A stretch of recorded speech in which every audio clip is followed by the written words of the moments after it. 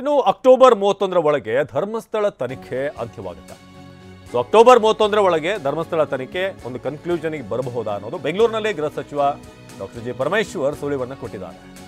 ಧರ್ಮಸ್ಥಳದ ವಿರುದ್ಧ ಷಡ್ಯಂತ್ರ ರೂಪಿಸಿದಂಥ ಆರೋಪ ಅಕ್ಟೋಬರ್ನಲ್ಲಿ ವರದಿ ಕೊಡೋದಾಗಿ ಎಸ್ಐಟಿ ಹೇಳಿದೆ. ಅಕ್ಟೋಬರ್ 31ರ ಒಳಗೆ 31 ಏನಿದೆ ಈ ತಿಂಗಳ ಅಂತ್ಯದ ಒಳಗೆ ತನಿಖಾ ವರದಿ ಕೊಡಬಹುದು ಅಂತ ಹೇಳಿದ್ದಾರೆ.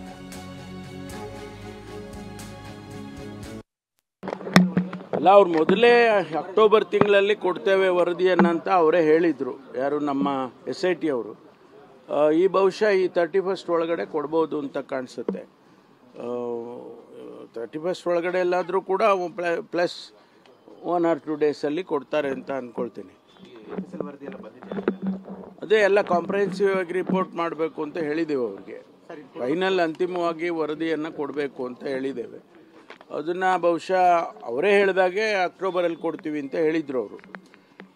ಅಕ್ಟೋಬರ್ ತಿಂಗಳಲ್ಲಿ ಮುಗಿಯುತ್ತೆ ನಮ್ಮದು ಕೆಲಸ ಎಲ್ಲ ಅಂತ. ಬಹುಶಃ ಅವರು FSL ರಿಪೋರ್ಟ್ಸು ಮತ್ತು ಬೇರೆ ಬೇರೆ ಅನಾಲಿಸಿಸ್ ಏನೇನು ಮಾಡಬೇಕಿತ್ತು, ಕೆಮಿಕಲ್ ಅನಾಲಿಸಿಸು ಅದೆಲ್ಲ ಮಾಡಿಕೊಂಡು ಅವರು ಕೊಡ್ತೀವಿ ಅಂತ ಹೇಳಿದರು. ಯಾಕೆಂದರೆ ಆ ಬೋನ್ ತೆಗ್ದ್ರಲ್ಲ, ಅದೆಲ್ಲ ಅನಾಲಿಸಿಸ್ ಮಾಡಬೇಕಲ್ಲ, ಕೆಮಿಕಲ್ ಅನಾಲಿಸಿಸ್ ಮಾಡಿ. ಇನ್ನು ಧರ್ಮಸ್ಥಳ ಬುರುಡೆ ಕೇಸ್ ಸಂಬಂಧ 4ವರೆಗೆ ನೋಟಿಸ್ ಅನ್ನು ಕೊಡಲಾಗಿದೆ. ಇನ್ನೂ ಕೂಡ ವಿಚಾರಣೆಗೆ ಹಾಜರಾಗಿಲ್ಲ ಮಹೇಶ್ ಶೆಟ್ಟಿ ತಿಮರೋಡಿ ಮತ್ತು ತಂಡ.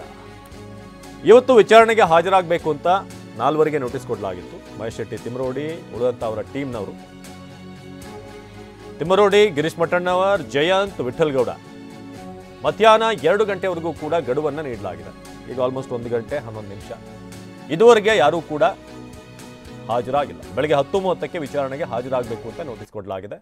ಆದರೆ SIT ಕಚೇರಿ ಕಡೆ ಯಾರೂ ಕೂಡ ತಲೆ ಹಾಕಿಲ್ಲ ಸದ್ಯಕ್ಕೆ.